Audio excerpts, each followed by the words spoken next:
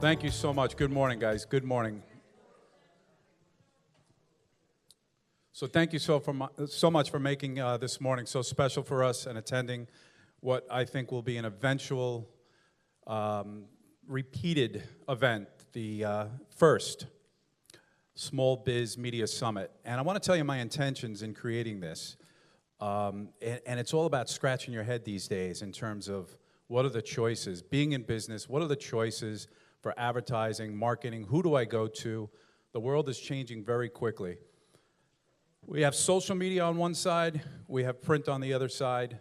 That's not changed, but in between, there are more choices than ever.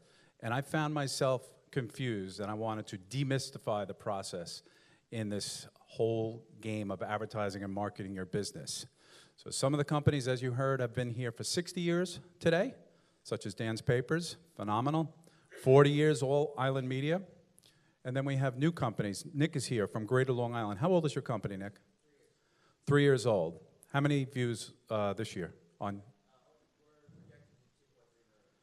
2.3 million views on a digital platform, which is phenomenal. You know, so this is how fast the world's changing and everything in between. And what I started to say was, you guys know, you wake up in the morning, for those of you on Facebook, Instagram, you see hundreds of feeds every day. And just by a show of hands, I mean, I always wanted to ask this, how are you getting your news today? Anybody? Certainly online, but where are you going? Where actually are you going? Are you going to CNN on TV? Are you going to, and this could be for anybody, speakers? Twitter. Twitter, just whatever comes up, or are you searching for news? Okay, I do that too.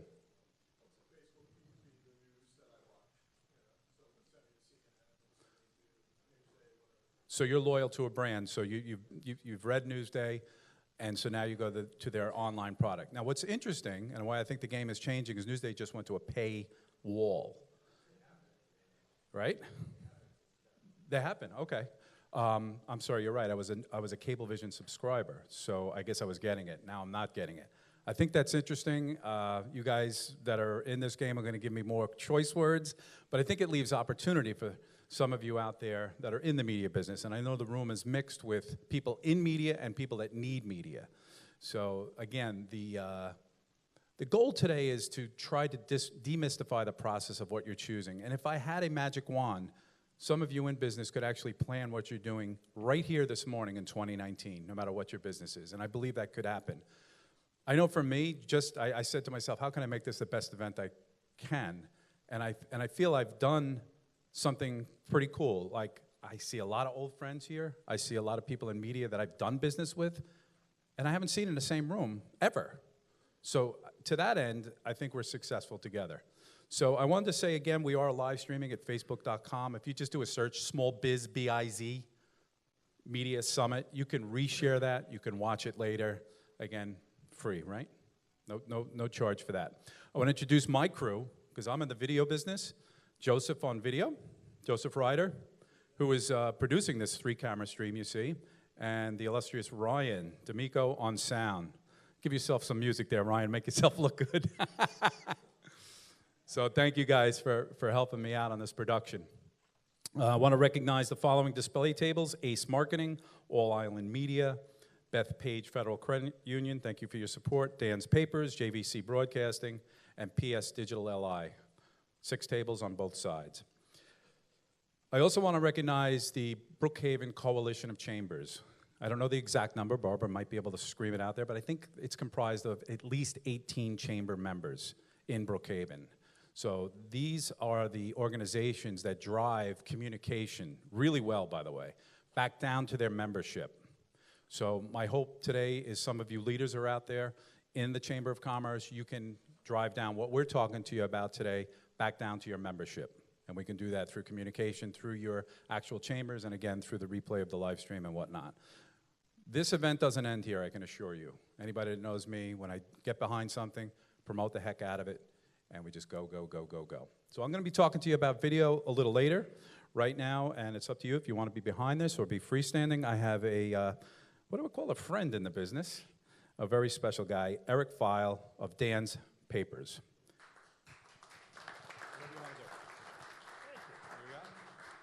Kevin said I can do whatever I want to do, which is a rare offer. Kevin, thank you. Barbara, thank you. Everybody, thank you for coming. This is a great, great morning. Great for me because I live right up the road in Stony Brook despite working out in the Hamptons, so this is the best commute I could possibly ask for, unless I was, working over like Bagel Express, which would be maybe a little bit better. So I am the COO and the editorial director at Dan's Papers, which lets me live in this weird, brackish world of understanding the need to drive revenue, the relationship that a media company will have with advertisers, and then the needs of the editorial team. And these things, they may seem very different. Steve, our CEO, and our publisher, worked at Newsday many years. When Steve joined the company, it was funny. Steve came in as publisher, and I was there as the editorial director. And in our separate worlds, there had been this church and state wall where guys like us would never, ever speak. And we became not just friends in the business, friends outside. We understand and we speak the same language. And that's something that's very, very important for everybody here to understand, that if you're a business looking to do advertising, looking to do marketing, press, and editorial, which everybody loves, and I apologize to my journalist friends out there, anybody who might flinch at this, but the press you want to get and the press you're going to get is nothing more than marketing. That is what it is. A story about you, a story about your business. You are marketing yourselves, and someone else is marketing for you. Never forget that. To this end, I'm going to give you 2 little secrets, the way you're going to get the press to love you. And the press wants to love you. Press gets a bad rap these days. The press is fabulous. Small press, big press. For us in here, particularly local press. Local press, very, very important, very valuable. They tell stories, they know the communities, they know what the people want to hear, they know what the businesses need. The only way they know what the businesses need, though, is if you tell them. 99% of the time, even the business editors at a paper or at a website, they're going to want to know what your story is. So the 2 secrets, and these are the secrets that journalists and the press that we're talking about use, are know your story and know your audience. That's it. Those are the 2. Knowing your story, you control your story. Now, your story is not simply what's on your About Us page. It's not, oh, my business was founded in 1960 and it's going great. My business is that we're the best plumber out here in Port Jeff. My business is that we're a chocolate company and we make great desserts. Those the press does not care about. They don't. What they care about is something interesting, because your audience is twofold. Your audience is the business you want to get, the customers either that you want to retain, that you want to show them that you're out there, that you're still a viable company, interesting place to work with, interesting place to go dine, interesting service provider to call. And then the audience is the editors that you're pitching. Now those editors in turn have an audience. So what do they want? Those editors want stories that are going to bring eyeballs, that are going to bring followers, that are going to bring readers, and that are then going to grow their audience in turn to bring other advertisers, and ideally to get you to advertise with them. So what you want to do is, 1, think about what your story is. You have many, many stories. I'll use Dan's as an example. So Dan's Papers, we were born in 1960 in Montauk. 60 years later, we are the largest, fastest growing, most diverse media company on the East End. That's our elevator speech. That's our 30-second haiku version of who we are. But what we want to do is get people out there to know, okay, Dan's has a great story. Dan's puts local artists on the cover of our paper for the last 30 years. Okay, so there's an interesting angle that an arts magazine will write about. That if there's an art opening in a gallery and they want to have an expert talk about the artist, we have artists we can provide. The whole point I'm trying to make here is that your business, you have different angles. If you're a heating provider and you do AC and you do heating, that's interesting to you, it's your business, that's fantastic. Why does the press want to cover about that? You can't say, oh, do a story about my business. But winter's coming now, and I use this as an example that Dan's Papers used. We have a company we've done business with, they did a story, and they gave expert advice. They were objective. It wasn't like, we'll come to your house, we'll put in a heating system, it'll cost you $399. What they did, they said, we're experts in keeping your house moist in the winter. Everybody gets dry, they get cold. You don't want to buy those little Vicks humidifiers that I have all over my house. So they wrote a story. We put it up on our website, How to Cure a Dry House in Winter.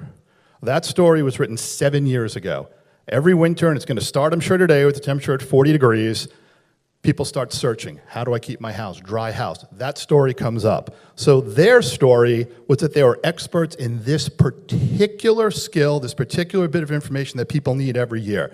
They gave us that story. We said, that's a good story that our readers are going to want. The editors talked about it, said, that's very cool. We ran it. Now it works for everybody. So people find that organically. It helps our site. It helps their business year after year. So think about your story.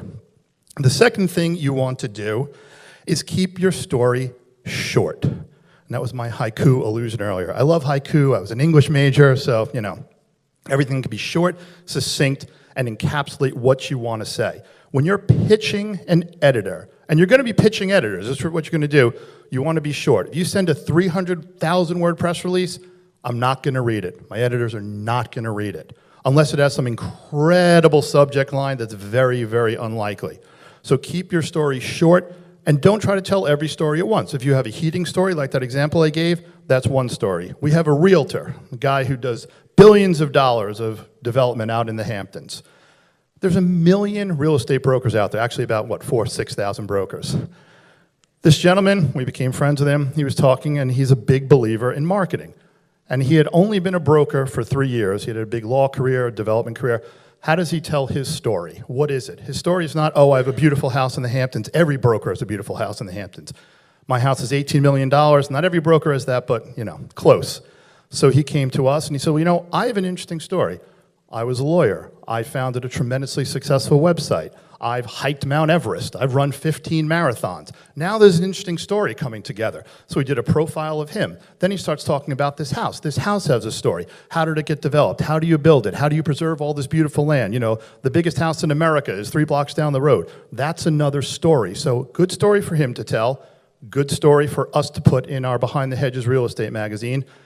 He ran the story. He ran an ad, and in 60 days, he sold a $20 million house. From telling, and he cites this, from telling the story, not from the ad. So that's important. When you are telling your story, know what platforms the publications have. Not all press is the same. And I will say this too, the saying all press is good press is a bunch of crap. The only people who say that are people who are getting bad press, and they want to rationalize that they feel good about themselves. No business wants bad press. It is not good press, and now it doesn't go away. You cannot get rid of it. All the reputation managers in the world, if someone wants to find it, particularly competition, they will find it. So, know the platforms. Do you want to run with Dan's Papers? Do you want a story in there? Well, what's their audience? Who do they reach? What kind of stories do they tell? Do you want to run with Newsday? Do you want to run on li.com? Do you want to run on CNN? Wherever you want to go, think about what they do, who their audience is, and what they want to pitch. Dan's, we cover pretty much everything, and we do go from Montauk to Manhattan.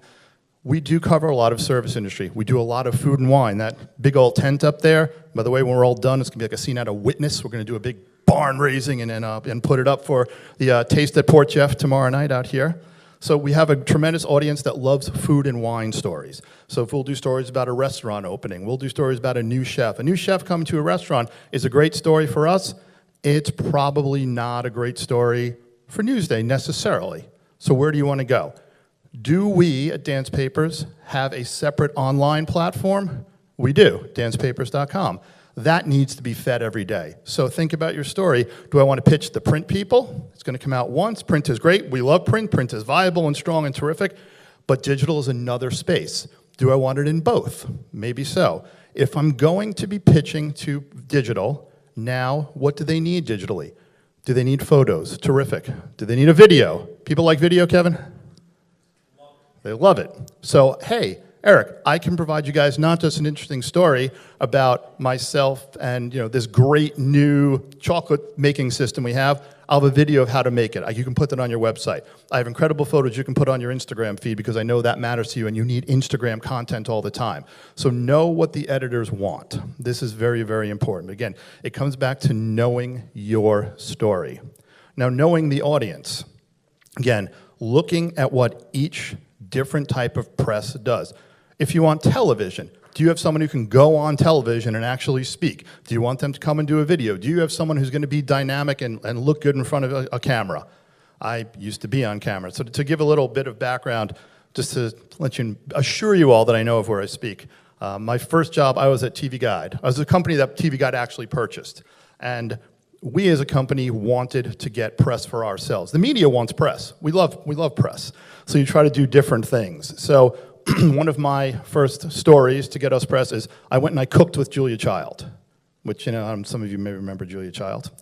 Now, the story was good for our magazine, and then the press would pick it up, and when the movie Julia and Julia comes out, like, wow, do we have anybody, can you do anything on Julia Child? Well, we have a guy who cooked with Julia Child. So now TV Guide had bought us, they owned us, we now did a story about me doing that. I worked a lot with Discovery Channel. Discovery Channel was nothing big until they launched a little thing called Shark Week.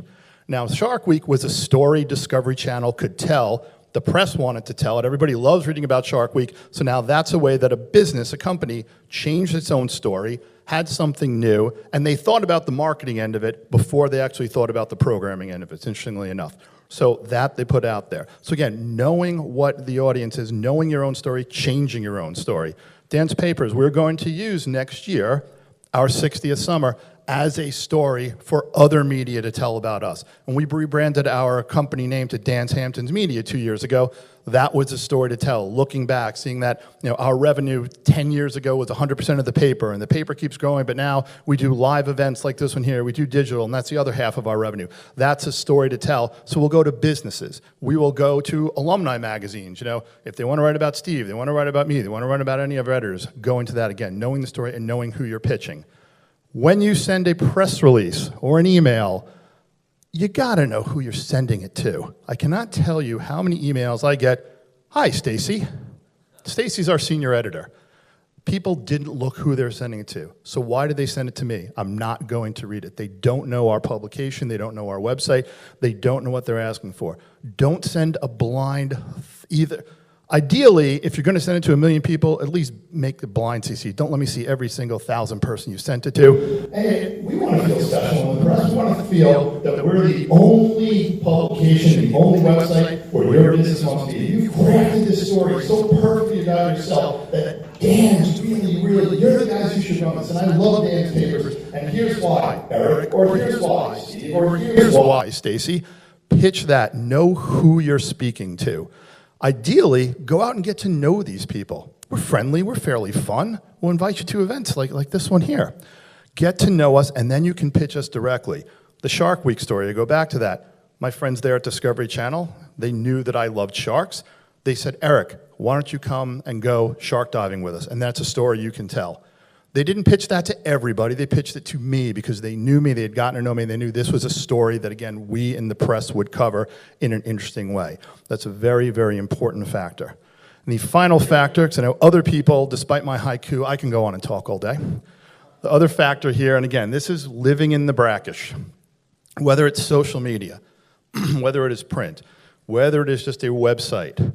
All these places are places people are getting information. I know some people say they just get news by Twitter, they just go to CNN. People are getting information all over the place, and more, the press wants to be everywhere. So you want to be everywhere with them. So consider that.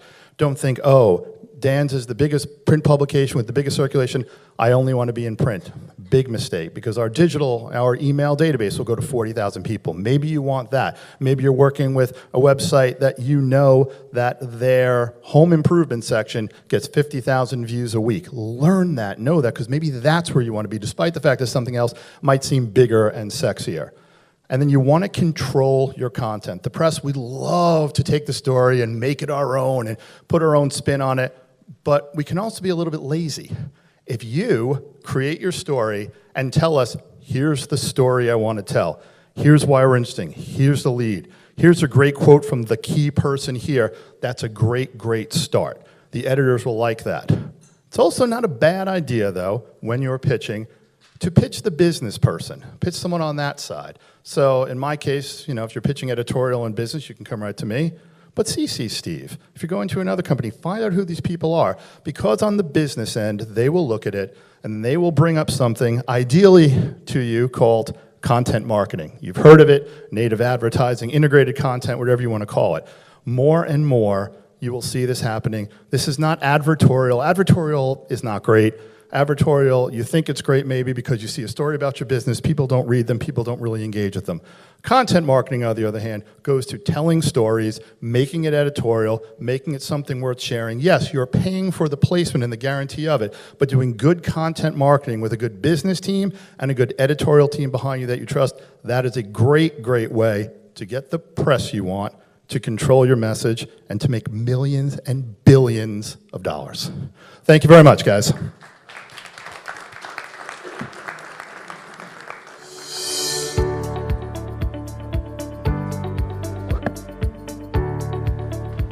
Invaluable information. Thank you, Eric. What do you guys think about that?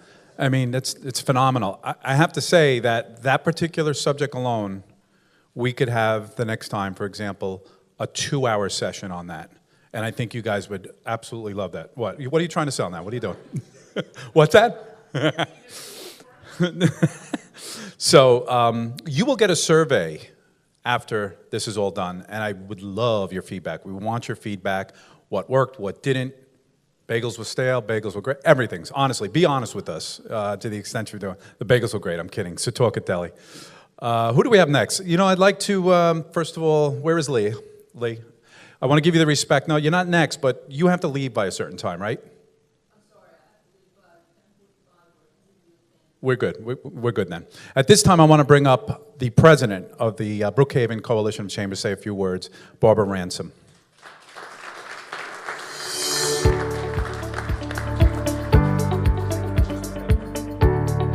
Good morning. Thank you so much for coming. I'm Barbara Ransom, president of the Brookhaven Chambers of Commerce Coalition, an organization that has started since 1992. And I think I've been one of the original members, and then I've been president, how long, kids? A while now, right? A while, 20 years, whatever. So part of our mission statement for the coalition is that we like to give something back to the community, back to our small businesses. They are the core of our economic development here on Long Island, nationally. So we usually do some type of a workshop or seminar, and it's usually in the fall. So last year, Kevin had approached me and said, listen, I want to do this media summit thing, and maybe it's something that the coalition would be interested in doing. So we partnered up with Kevin, and this is our give back to our community and to our small business owners. So I appreciate you coming this morning. I think it's going to be a valuable information, great panelists that are local here. So I hope you enjoy. There's plenty of food out there, so I don't want to bring anything home. Please take it, and thank you for joining us this morning. You're so good. You've done that before, Barb, I can tell. Phenomenal. Again, I want to mention we are live streaming, 3-camera live streaming. I make that point because we all have digital streaming devices in our pockets. And we've seen the bad streams. Too much, actually, you know, where somebody just puts a camera in front. Some of them are good. I mean, if you're Bradley Cooper and you put a camera on yourself, you're going to get views, trust me. A lot of views. But I feel strongly that, and I'm just going to speak very short on this, that, look, video is the most shared media on the internet now. Make it good. Make a story, as Eric said, and put together something professional, and that's what we're trying to do here for you today. So again, if you want to share that, it's Facebook search Small Biz, that's B-I-Z, Media Summit, and you can share that to your friends in your personal Facebook page. I want to mention, I was remiss before because she's sharing a table with Ace Marketing. Rini from Passport, I just looked through this, Rini, you're a hard worker. This is phenomenal stuff. This is a travel guide, right? If you will. And this particular one is West Hampton. Really nice work. Pick up a copy of this right here, guys, and take a look at that. I'm sure there's advertising opportunities there. So with no further ado, I want to bring up Kevin Kelly of PS Digital LI. Perfect example. I'm sorry, I was just going to say, I didn't know you existed, Kev. And now I do. I knew All Island existed, I knew Angelo, and now I know you exist. So thanks for being with us. I'm just going to give you a hint to stay to the left of this. Otherwise, you're going to look like this monster. Like that. You know, it's going to look like Halloween, okay? Yeah, you could do whatever you want. If you need me to play a video, let me know. Thank you, appreciate it. So I'll keep this brief. I get the privilege of speaking to you guys about digital marketing. I'll give you the highlights, the pros and cons, a couple of tips, tricks, maybe a couple of things you could take away and implement immediately. So we're all familiar with this device here, right? How many of you guys see people when you are out to dinner buried in this device, not talking to each other? I see you. How about when they're walking around in the office, on the street, in the bathroom? I was in the bathroom before looking at it. How about driving? Yeah, who said it? Dangerous. I mean, if you haven't paid attention, look at the people that you're driving next to and see how many of them are on their phones. It's scary. The point is that this is a passport, a portal, if you will, to be able to get your message out. Eric talked about messaging. Anything that's marketing related should be messaging related. You should tell a story. You should connect to them on an emotional level and get in front of them where they spend a majority of their time. People spend a good chunk of their time, their day on this device. There's multiple ways to get there. It's Google. Everybody's familiar with Google. Social media, Facebook, Instagram, LinkedIn being the three primary ones that I'll touch upon. Websites, obviously, should be mobile friendly. What else is important? When they're browsing the internet in general, you know, if they're on ESPN, if they're checking out the weather, the news, etc. It's an important device. Text, email, it's another marketing avenue. So I'll touch upon each one of those and highlight it just very briefly, give you guys enough to ask questions about later. So the first step, and this is something you could take away with immediately, is claiming your Google My Business page. Anybody familiar with Google My Business? Some people are, right?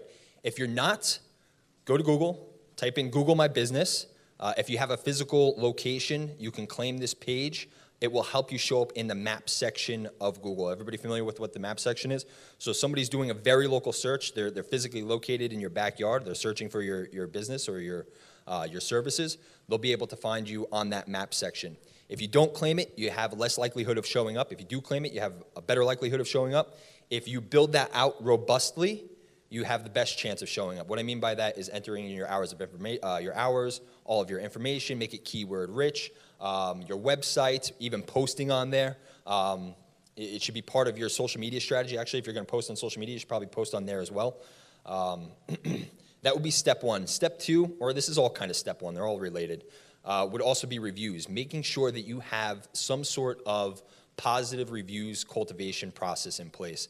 And what I mean by that is most people who are going to give a review are more likely to give a negative review, right? So you have to have some sort of process in place as a business owner in order to combat that, if you will, or at least to make sure that the positive information that your clients are experiencing, your customers are experiencing, has a platform to exist on.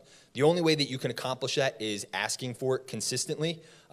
There's businesses like ourselves that provide solutions that facilitate that, make it a little bit more easier to accomplish. But really it comes down to you asking and strategically asking the right people in order to cultivate those reviews. So that's the 1, 2. And then in addition to that, making sure that you have a mobile-friendly website. So websites, don't set it and forget it. Don't build it and forget it. If you're going to have a website, which you should nowadays, make sure it has a message. Make sure it tells a story. Make sure it connects to the audience. Make sure that you're thoughtful when you build your website with who that audience is and what is the intention of that website. Is it to provide information? Is it to collect information? Is it to market to individuals? Is it to convert those individuals into clients? Or is it all the above and you have different pages with different strategies in place, making sure that that messaging and that emotional connection is tailored to the correct audience on that website. And like I said, make it mobile friendly. Most people who are going to view that website nowadays are going to be more heavily leaned on that device.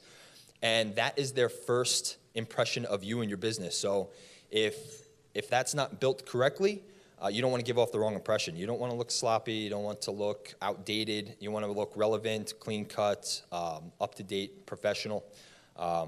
So those would be the top 3 things that you could do immediately just to have a presence on the internet as a whole. Next step would be Google. So Google is really intent-based marketing. Somebody has a need. They're looking for your services.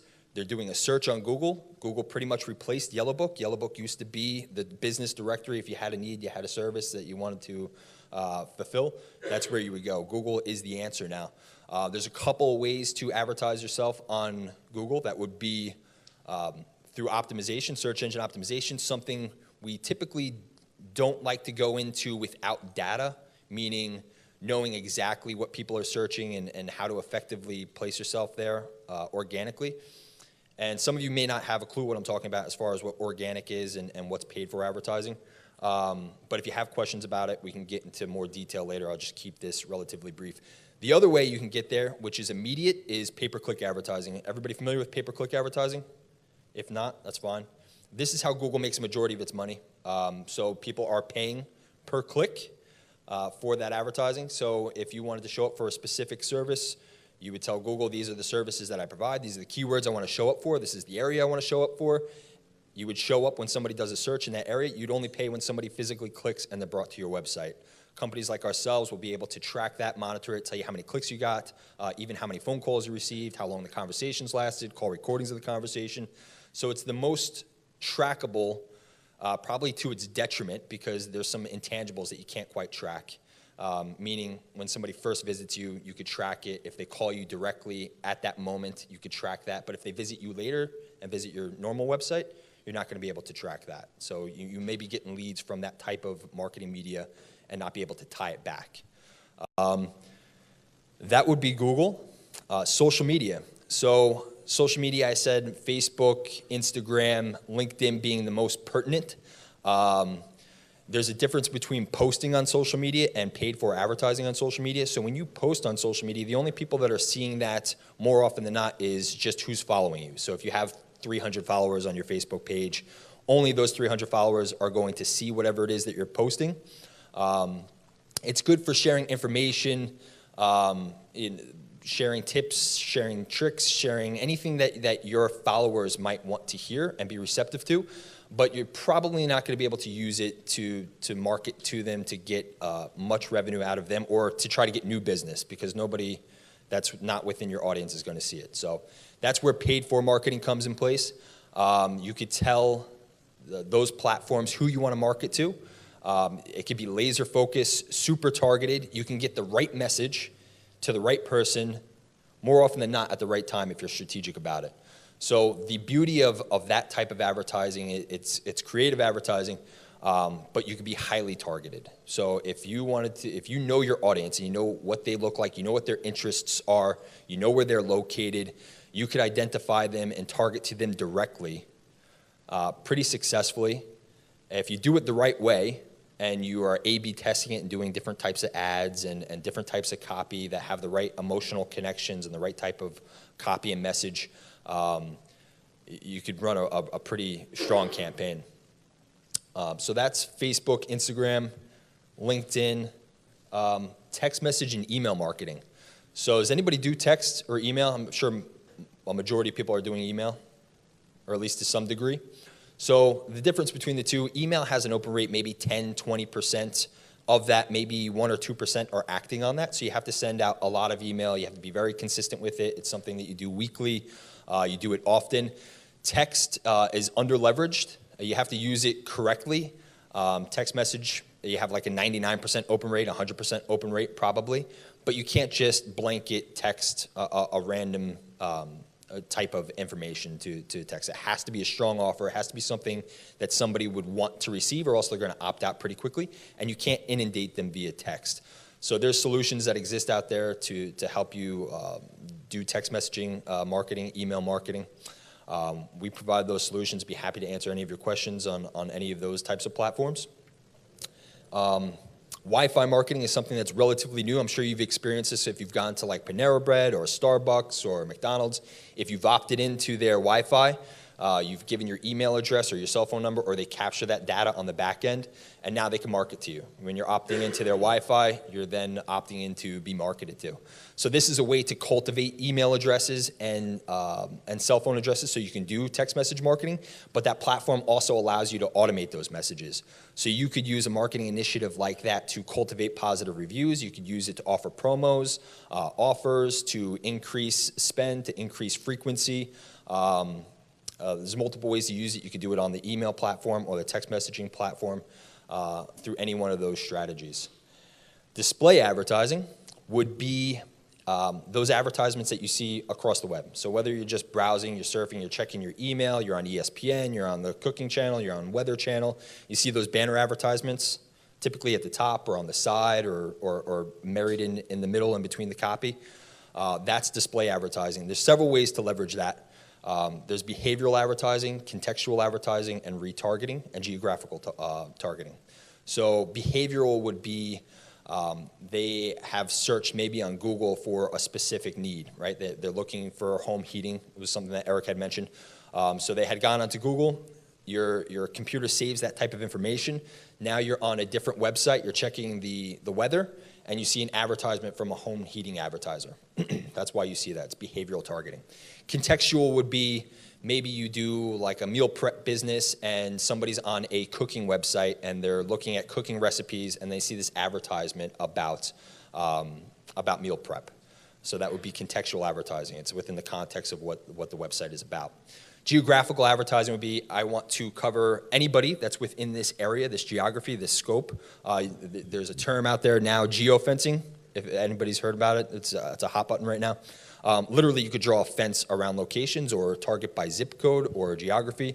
Geofencing is kind of cool in the way that, we've leveraged it, for example, gyms. Jim wants to target his competitors, and he only draws a fence literally around his competitors' gyms and has his offer on every website that somebody's browsing on while they're in the competitor's gym. And then retargeting. Retargeting you could use both through display advertising and social media. This is probably one of the most powerful tools that nobody ever uses. Most businesses that I speak with have not used retargeting in any capacity. If you're doing any kind of marketing, you're driving any traffic to your website whatsoever, the simplest thing you could do, most cost-effective thing you could do would be to retarget those individuals. They have a need. They've interacted with your business.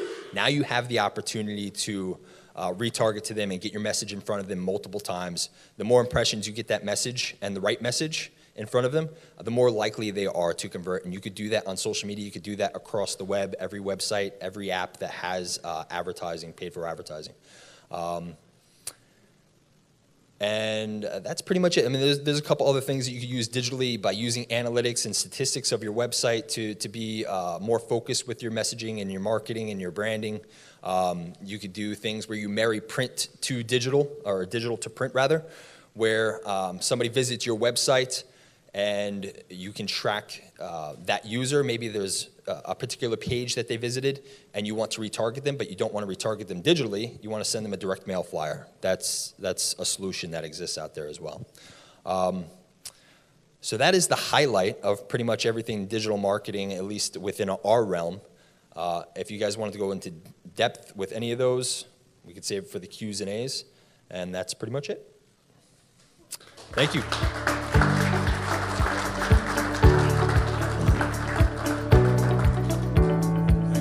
Fantastic. Thank you very much, Kevin. Kevin, PS Digital of All Island Media. Fantastic.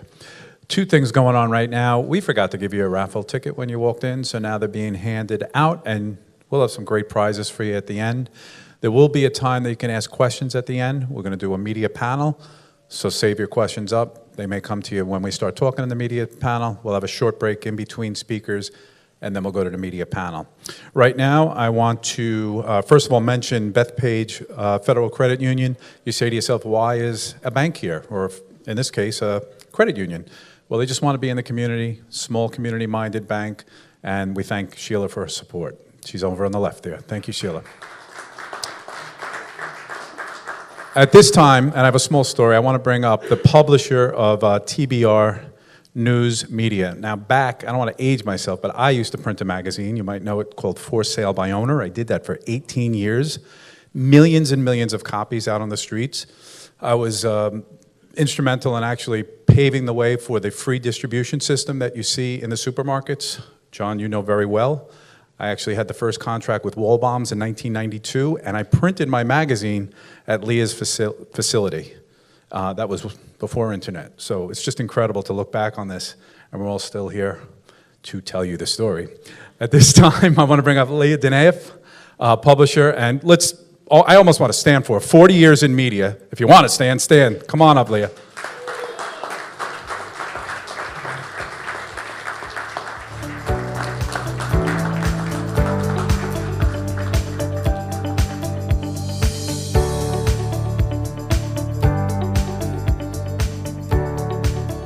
Thank you for coming, Lee. Thank you. You're welcome. Good morning. My favorite part of the speech is the thank you. Thank you to Kevin. Thank you to Barbara. Thank you to all of you for coming to listen. It's very terrific to be in a group of colleagues, and that's what we are. We're competitors, but we're ultimately colleagues in which we try to help businesses improve. So if you are able to endure long enough, you get to be the repository of oral history. And I can tell you a little bit about the history of the development of media, which has been incredibly fast in the last 40 years, 43 years, the length of the time that we have been in business. So, of course, print was first, right? Newspapers. Ever since they were able to print the Bible, print was the way they communicated, they meaning our ancestors. And then, in the beginning of the last century, there was radio. Radio was very exciting. This was magic. And what did they say then about print? They said, print was dead. So this is a theme I've heard now for 100 years. I don't mean I've been around 100 years, but it's an interesting angle to speak from. So then there was, after radio, there was television. And what happened? Print moved over and made room for radio. Radio moved over, made room for television. Okay, then there were the big three television channels. And oops, here comes an upstart, cable.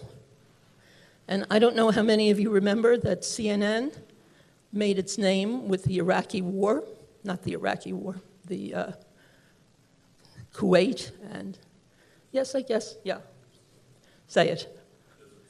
Right. And so now there was another competitor, and all three moved over and made room for the fourth.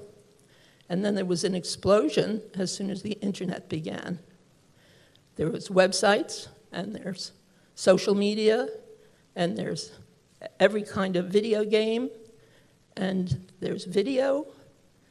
And we have gone along with all of those developments, opened our arms to welcome them rather than compete with them, and offer them to all of our customers with everything they buy. So, how does print differ from all of the rest of those programs? Yes, we have the newspapers. We have 6 newspapers. They go from Cold Spring Harbor and Huntington on the west, contiguously to Shoreham, Wading River on the east. Target marketing, you might say. Local papers. They reach the audience where you work, where you live, where I work. It's really a privilege to be in that position. We also have a website. We also have social media. We control the social media and manage it for people who don't want to do it themselves. And we do video. And ultimately, we have done a movie. Never thought I would be the executive producer of a movie. It's quite a thrill, and it's a learning experience for us. So, just a word before I show you a little trailer of the movie, but a little word about local papers. Local papers are a noble beast. We are relied upon to create community, to deliver the truth. We never have to be run out of juice. We never have to be recharged, although I'll say our journalists sometimes have to be recharged. In fact, it's pretty dangerous these days, as you know, to be a journalist. We're permanent, we're long-lasting. Print is still a trusted source for fact. I think you'll all agree. There was a senator in New York named Daniel Patrick Moynihan. I don't know how many of you remember. I can see a couple of heads bobbing. And he said, people are entitled to their own opinions. They're not entitled to their own facts. We're the difference between opinion and facts. We check everything that we print. We check everything that we put up on the website. We vet everything that we put up on social media. We can ultimately be totally relied on for the truth. So, I'd like to show you a little movie. No popcorn. I thought about that, but... Jen, can I have you turn these two lights out, these two sets?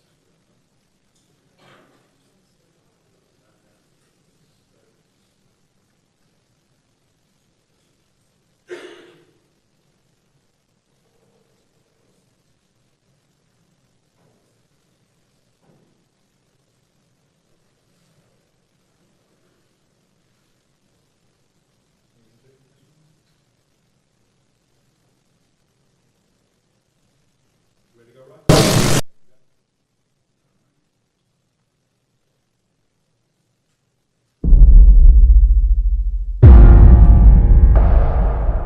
Caleb, you're late. Hello to you too, Benjamin. What do you have for me? I've been told this message is especially urgent.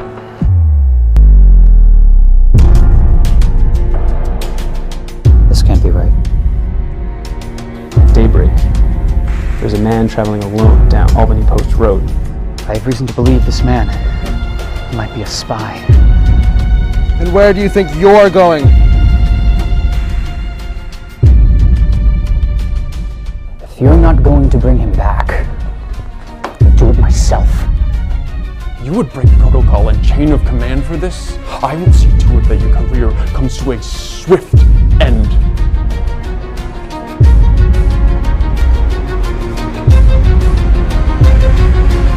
You have any idea what you've done? The quicker you comply, the easier this will be for you. Is that understood?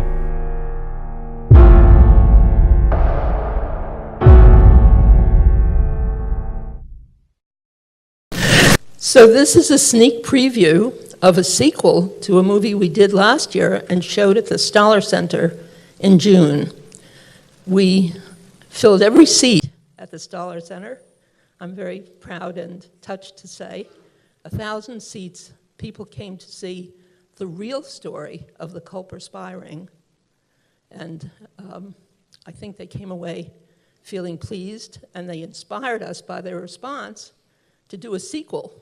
So now, in addition to the 1776 time period with Nathan Hale and how the Culper spy ring came to be, there's a 1780 story where the shoe is on the other foot, and it's John Andre, who was the head of the British spy and British intelligence system, who's been captured by the Patriots, and who should decide his fate but Major Benjamin Talmadge, the best friend of Nathan Hale, who convinced Nathan Hale to join the Revolutionary War and has been feeling enormous guilt for 4 years because of his death.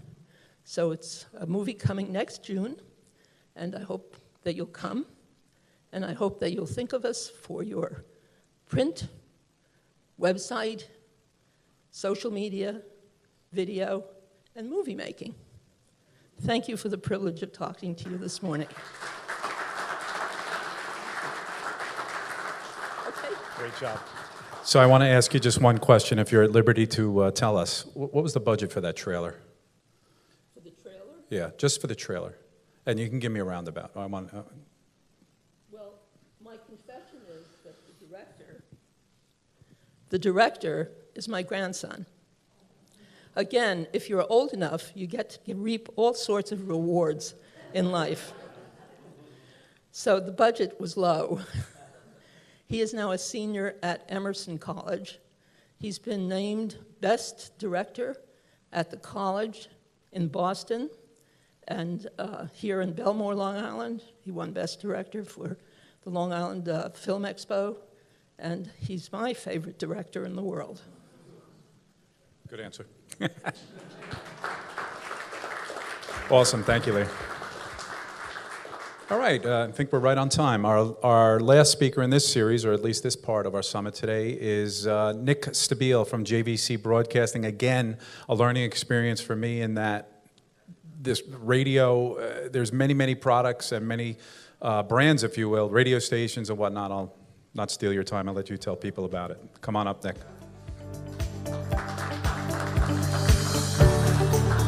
Thank you so much. Good morning, everyone. And thank you to Kevin and the Chamber for having me out here today. I love this stuff.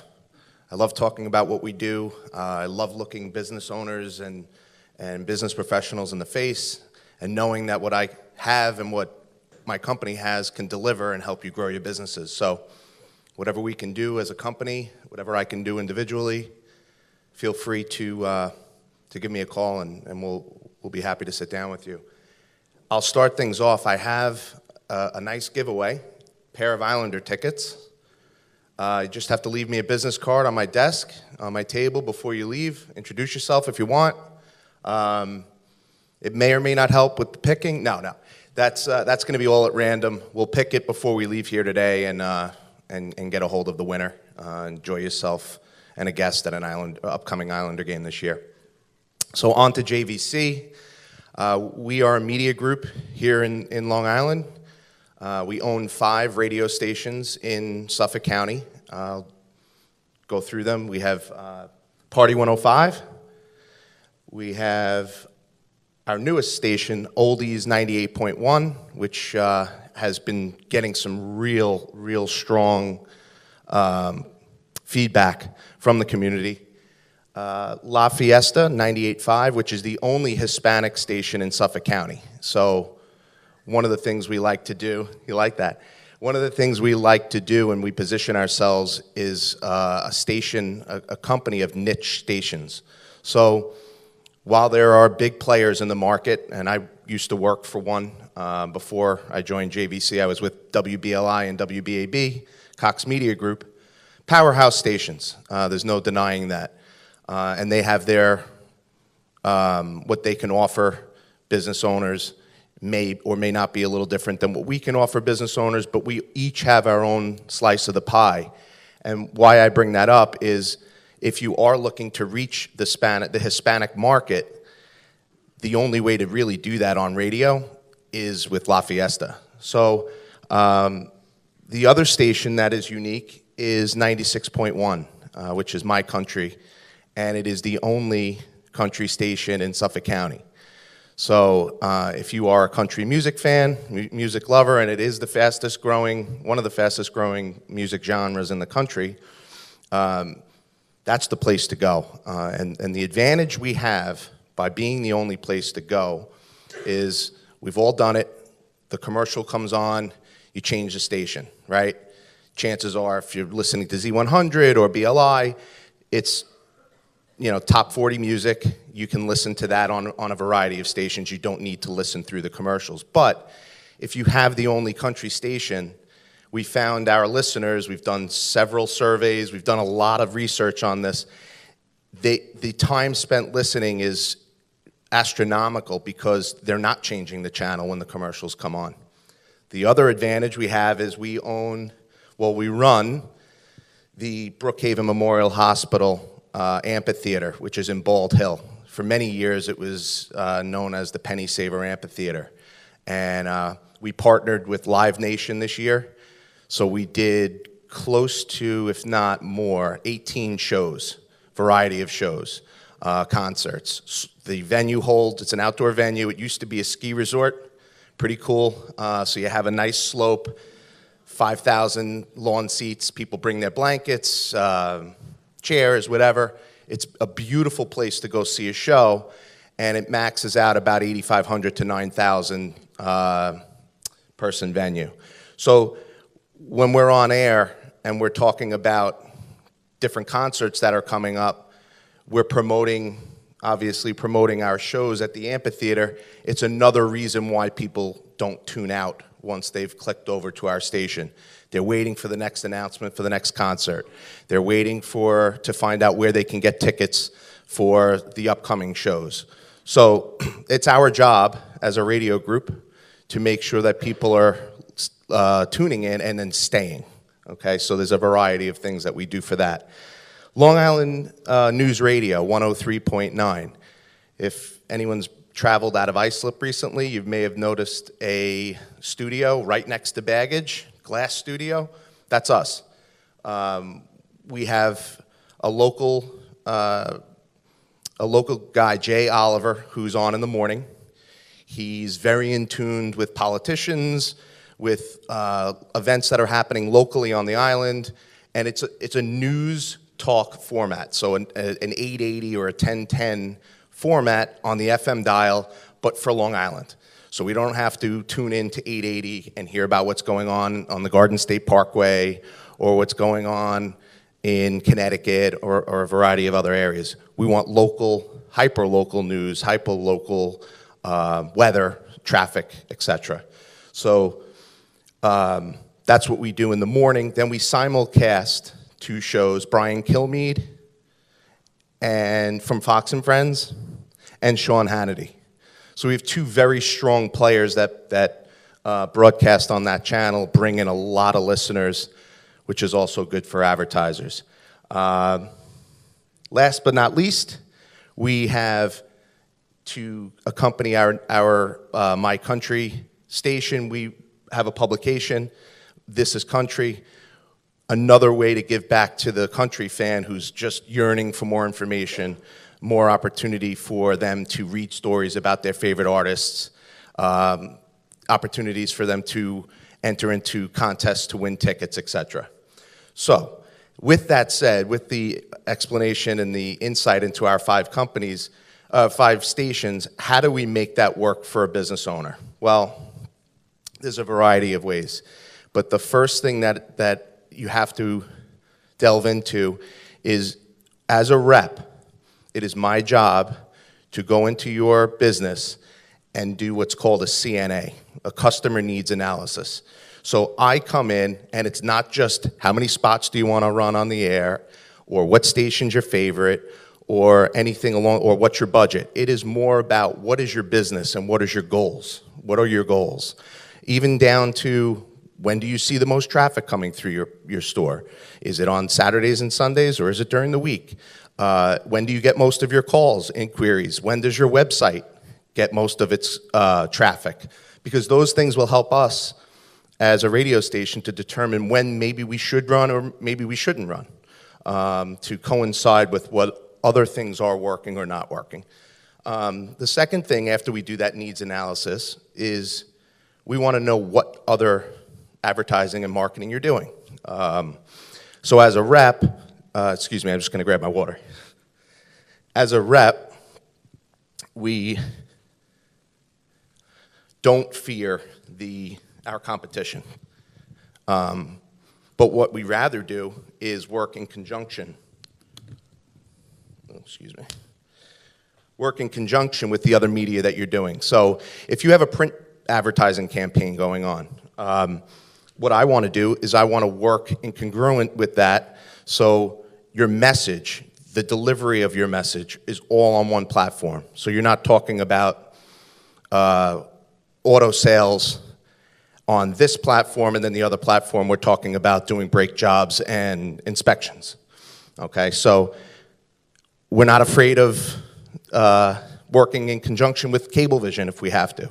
Just the key is to make sure the message is clear and across all the platforms. So,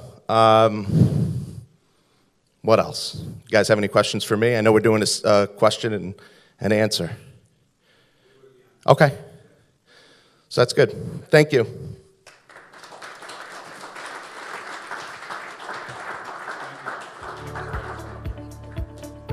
All right, guys, let's do this. Let's take 10 minutes, go on a deck, get a picture, get a cup of coffee, take 10 minutes out. We'll come back. Please just keep your energy up because the best is yet to come. We're getting into the meat of the matter, questions, a little jockeying back and forth. So take 10 minutes out, and we'll set up our moderated panel for you. Thank you.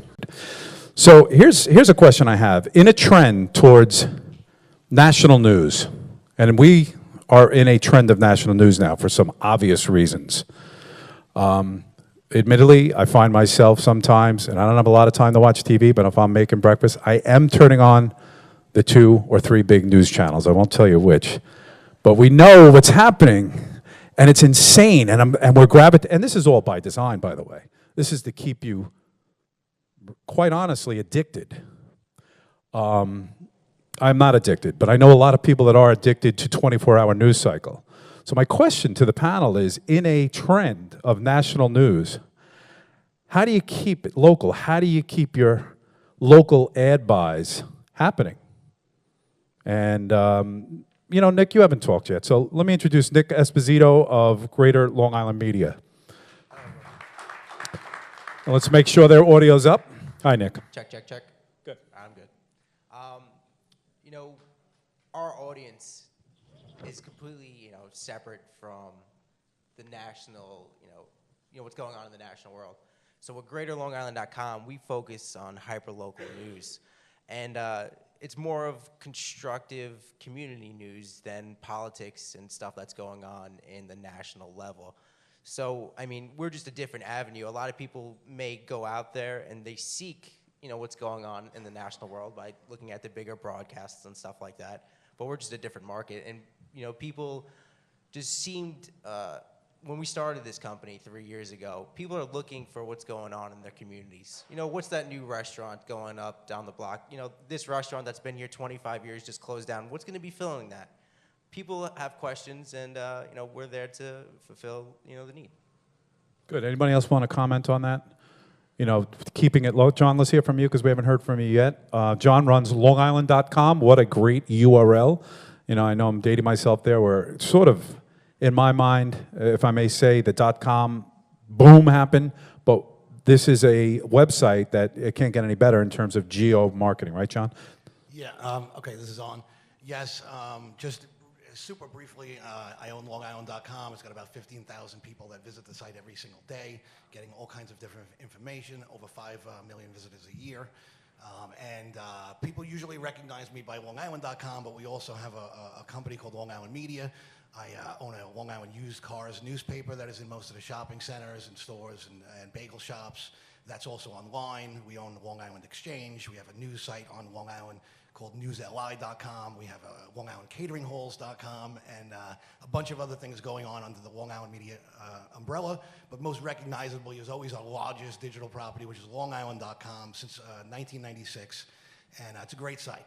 So as far as the question goes, for us, for a period of time, we were syndicating AP News to provide our local visitors something of value when it came to what's happening out there on the national platforms. But it lasted about a year or two. There was very little interest in it.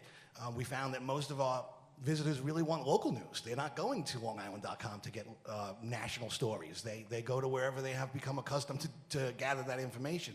I mean, me personally, I like to get my news from where I think the news people actually get their news, which seems like the Drudge Report. But, every time you see something on Drudge, they're talking about it tomorrow. So, it seems like where everybody's getting their news. But for us, our stories are, we don't do a lot of, investigative stories. We do very few. Our team is small. Most of them are local business stories, press releases, things coming in from the governor, things coming in from the police department as far as arrests, police beats. And that is what our users really want. That's what they want to read. All right, so obviously a local panel that's high on local media. I'm going to have this next question go to you, Steve, because you have a background in video. And I'm going to ask you why a small business out here should, in some ways, utilize video in their marketing. Well, when we, I guess the old phrase, a picture's worth 1,000 words, a video is worth, how many, Kevin? 10 million. So I was in traditional media for about 18 years at Newsday, and took a break for a while. I went into a company called PopTent, which is popular content, and we did all videos for Fortune 100 companies to get their messages out about their products. So I used some of the videos in the aisles at Lowe's or Lenovo. We did a Super Bowl commercial for Dannon. So it is so easy for everybody to have video content, and really everybody has the capabilities with high quality phones now, at least to connect with your customers. And we were very careful about how we did it 7 years ago when I came out to Dan's, and we engage with things that may not have anything to do with what Dan's is, but they have that memory of, hey, I saw that cool video on Dan's, and Kevin Wood helped produce our recap videos for our events, and that was a great video. I'm going to come back next year.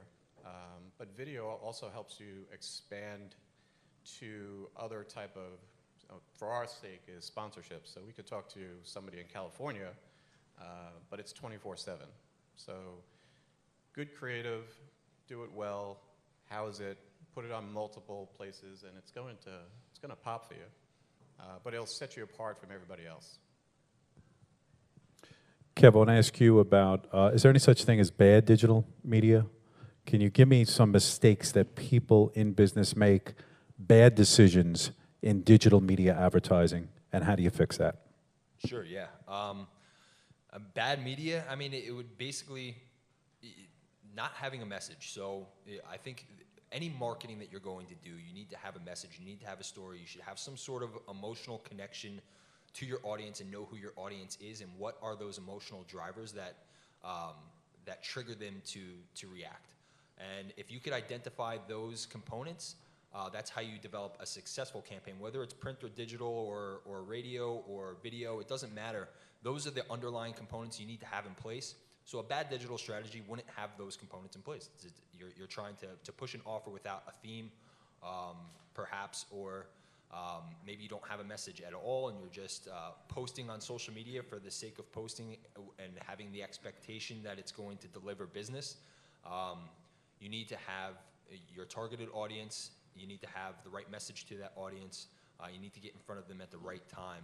So more so than what is a bad strategy, it's really just focus on the smart components to building an effective strategy, whatever the media platform is. Some other bad things that you could do as far as digital is concerned. I mentioned before not having a mobile-friendly website. That might be a critical component. Not paying attention to your reviews online, that would be another critical component. And there's simple ways to fix those initiatives that could help impact your business tomorrow.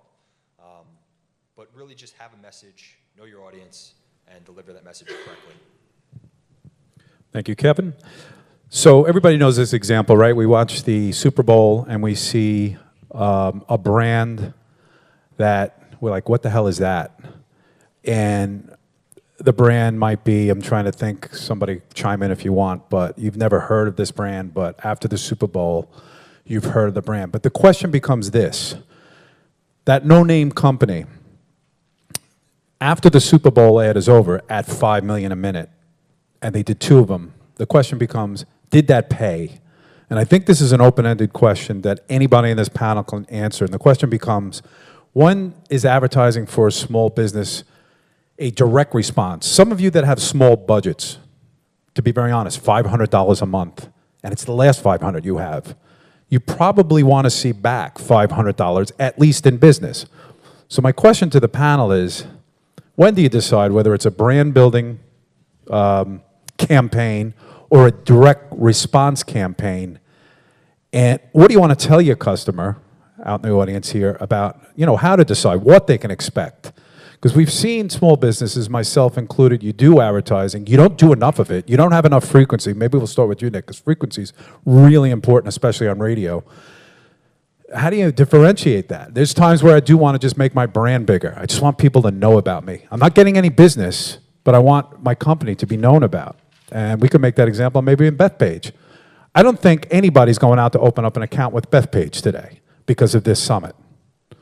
Maybe they will.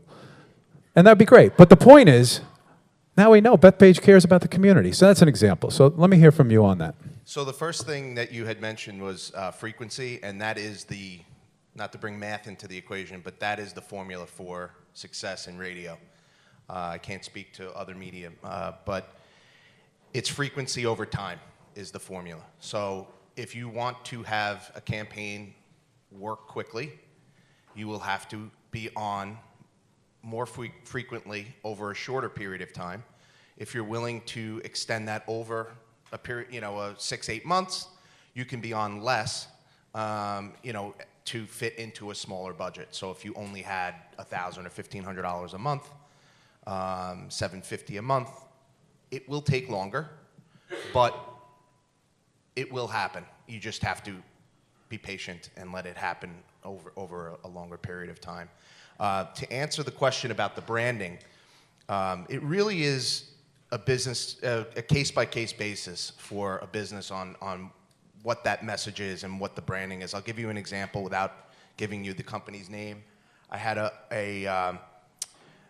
a solar company that was fairly new to the market, but didn't have the name, excellent product, excellent service, the whole nine, but didn't have the name that some of the other major companies have.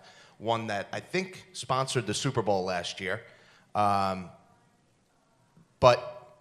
on a local level, they chose to do branding. And if anyone in this room has ever gotten solar, you know that it's an intimate sales cycle. Someone comes in, they're looking at your house, you're opening up your home to somebody, now they're sitting at your kitchen table. It's a decision that maybe husband and wife are both making, etc. In order to do that, this company chose to get trust and develop a relationship with our audience. And they did that through a branding campaign as opposed to a call to action, which a call to action may be coming in and saying 30% off all solar jobs until Friday, which might work, but that's not the route they wanted to go. So again, it's when it comes to a branding versus a message campaign, it's on an individual basis. That's something that you would obviously want to talk to your rep about, determine what your goals are, how long a period of time you want to be on air, and then you could determine how quickly you want to get right into a call to action versus building your brand with a new audience. Kevin, John. I want to add Please. one thing to that. The question that I heard was, you may have your last $500. How do you know your advertising campaign is either going to be a branding or a direct response? Well, the first thing that comes to my mind is tracking. If you have $500 to spend and it's your last $500 and you need $500 back, your advertising must contain tracking. So that means you have to be advertising a phone number that is unique, that can be tracked, that the calls can be recorded. You can know this advertising actually worked or it didn't. This is your last $500. You don't have a lot to play with. And so your campaign has to either be tracked via email leads or it has to be, the phone calls have to be tracked. And if you are going to try and measure the web, you're going to have to use a URL that's maybe somewhat unique, but it's going to bring them back to your site, and you're going to be able to tell that advertising worked without some measurement of tracking. Consider yourself branding. I think it's a question, too, of setting your expectation and what you want these ads to do. I think everybody would just love to run an ad, have 30,000 people call them, and you get business. There was a study about direct response. Direct response ads, if you want to sell something, we saw it. If the price is over $79, forget it. It's not going to happen. So do you put an ad in a paper? Do you put an ad on a website? Do you push something out for social media where you want people to come immediately to buy something? Make sure your expectation is realistic. Talk about digitally. There's a lot of people you'll hear and they'll say, oh, I put a banner ad on a website, nobody clicked on it. Well, nobody clicked on an ad in the paper. Did that work for you? The question is, do people click on ads anymore, or is it branding, or are you building trust, or are you building awareness? I think the point that Nick made is a great one about building a relationship and building trust by doing branding, by being consistent. You've got to be consistent no matter what you do.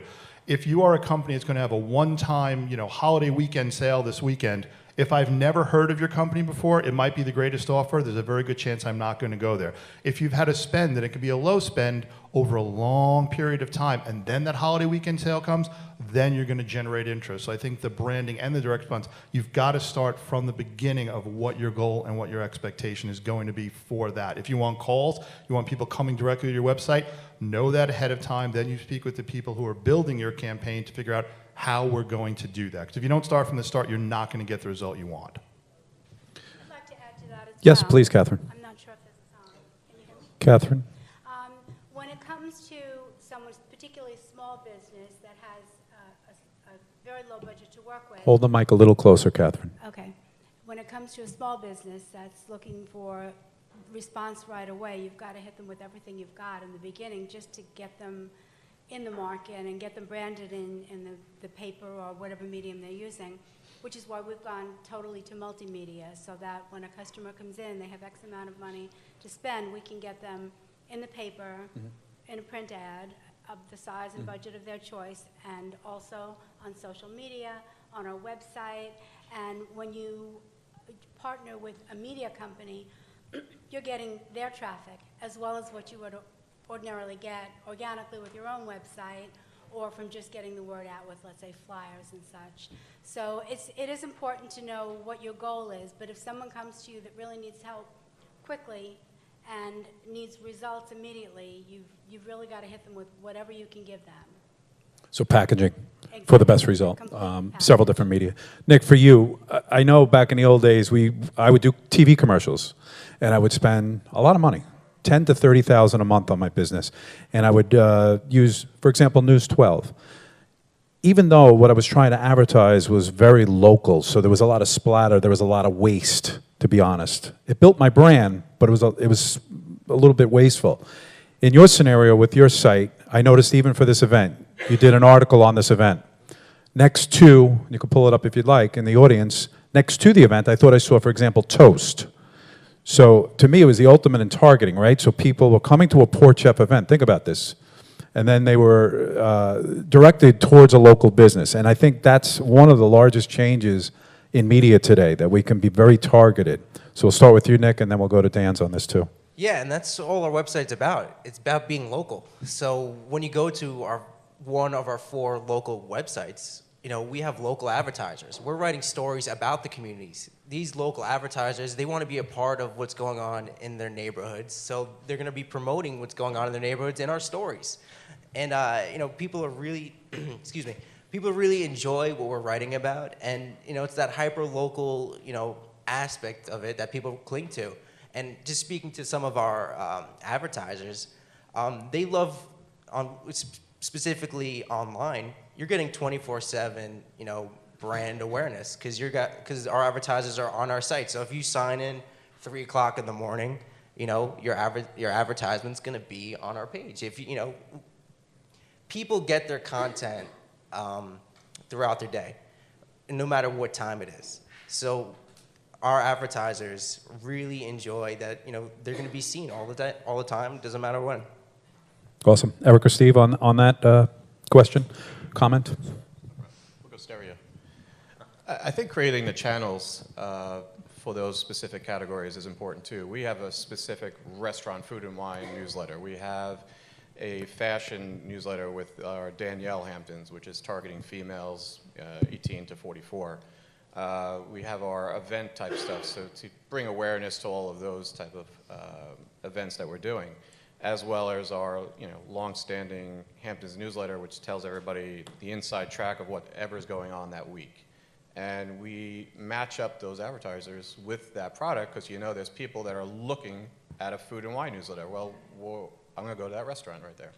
So that's been very successful. We've built that up over the last couple of years, and as well as the integrated content around it, which Eric talked about before, just gives that personal touch to a real description of that restaurant and or any category of any newsletter that we're doing, which we have 5 or 6 different tracks, which have multiple tentacles of reaching our consumer readers. Yeah, I think the importance is exactly, and something similar to what Kathleen said, is when you work with a media company and a local media company, use all their platforms, because if somebody loves Dan's Papers, somebody's going to love danspapers.com. They're not going to always have the physical paper in front of them. They're going to get our email newsletters. Our newsletter list, I may have said earlier, goes to 40,000 people. These are all people who opt in and they never leave. They want what we're giving to them. They're going to be following our social feeds. So work with all of those platforms, because if they like something that is on one level, they're going to like it from that same source on multiple levels. And I also will have to say, and we are in this little position to say that no advertising, no marketing is wasted. I truly do believe that. What did John Wanamaker said? Half the money I spend on advertising is wasted. I just don't know what half. And that's a very good point. At some point, all of it is going to work. You don't know where a lead, where a follower is going to come from. You don't know where you're going to actually reestablish a connection and reinforce with an existing company. So be with everybody on all their platforms. That's the best way to do it. The more levels of connectivity that you have with your readers, your audience, your online audience, or whether they're in print or online or social media or all of them, that just deepens your relationship with them and makes it much easier for you to help them. And it's very comforting to them to know that they have someone who can really fulfill the needs that they have. I think relationships is a great, great word for all local, because that's what it is. Someone is watching, whether it's CNN, MSNBC, John Oliver, Fox News, you don't have a relationship with you. You might be a fan, you might like it, but you have a relationship with your local media, and that really is the big difference. Nick? Kevin? Yep. Just to add to this, if you're talking about audience targeting and being local and leveraging, video platform instead of a TV commercial, using something like that, video on social media, Facebook, social media, knows more about you probably than your significant other, your friends, your family. It monitors all the activity that you do on the internet. I mean, Facebook was at a congressional hearing because of this. So, I mean, if you're looking for very specific targeting, very local targeting, and you want to get a message across to the right audience, and you know who that audience is, you could dial it down very specifically to get the right content in front of the right person on a platform that they're spending a good chunk of their day on, where they will see it frequently, numerous times, over the course of one day, let alone a week or a month. And I think in a situation like that, if you are spending a TV-sized budget and you want to be more effective with that budget with the same message, the same video, you could be a lot more effective on a platform like social media, targeting the right person at a fraction of the cost.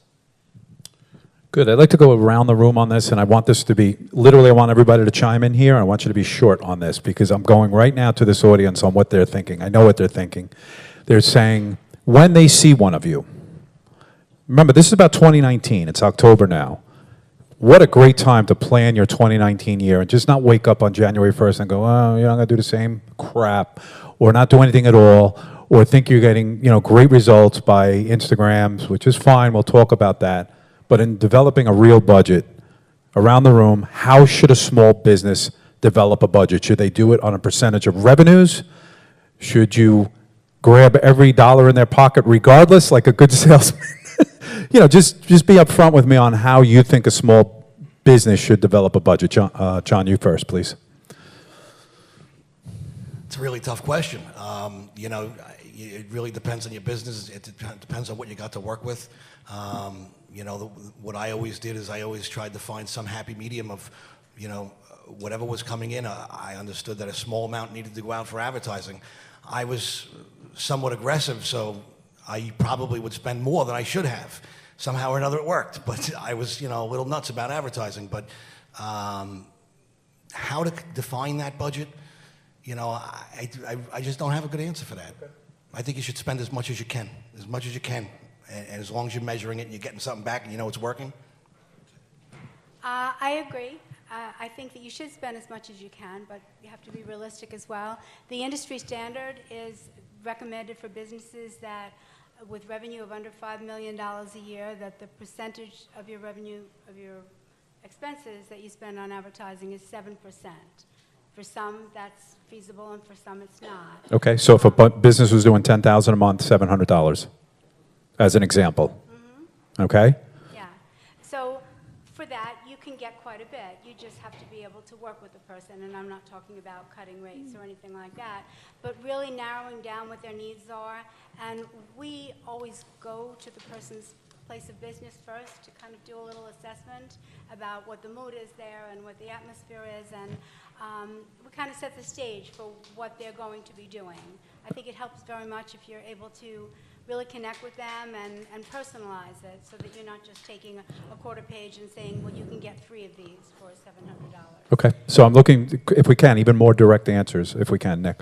So I agree with what you initially brought up. 10% is rule of thumb. 7% probably is more accurate, but generally speaking, 10%. of revenue would be a good starting point.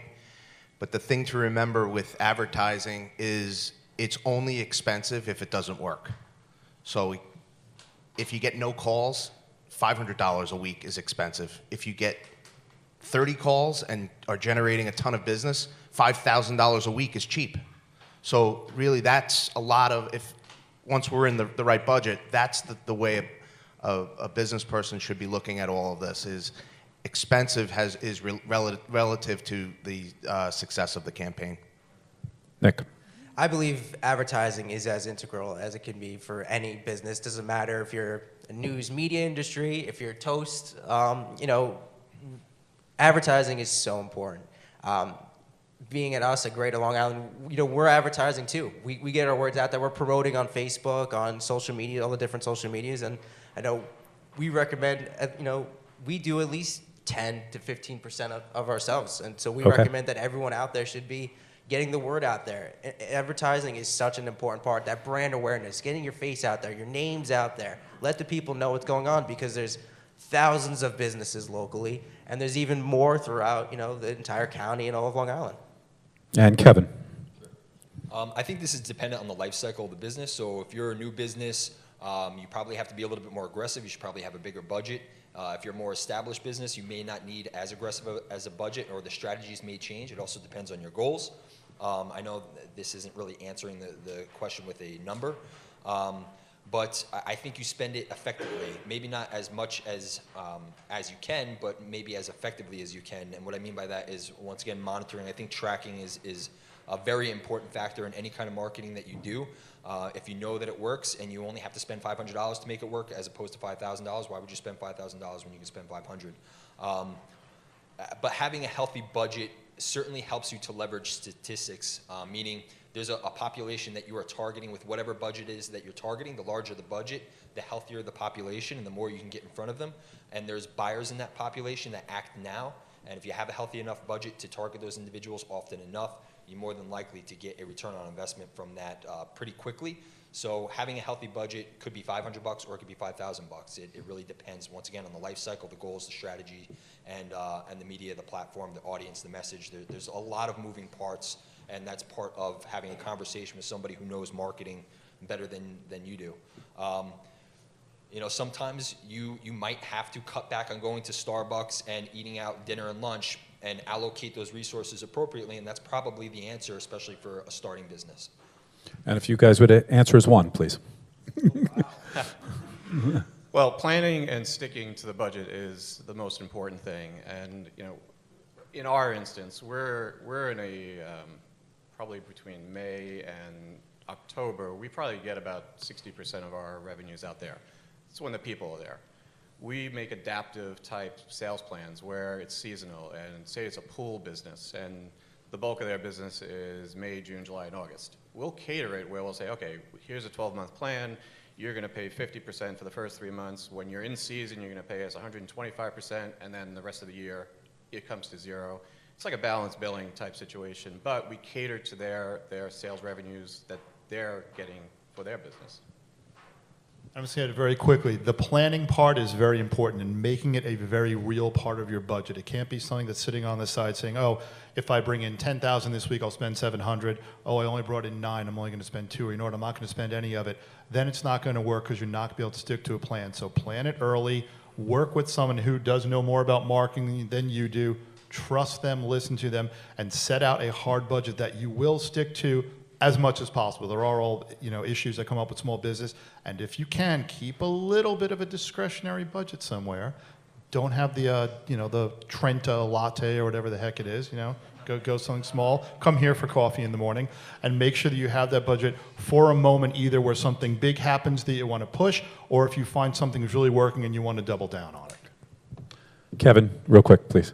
I just wanted to add on that. So having the budget in place is great. You should have an outline, a game plan, and then just monitor that and then reformulate as time goes on. Try to stick to whatever your budget is that you have in place and find out what's effective, not effective, reformulate, re-strategize. If things aren't hunting as well as it should, maybe you got to change the copy, maybe you got to change the media, maybe you got to change something, but the budget should still exist. And marketing works for a reason.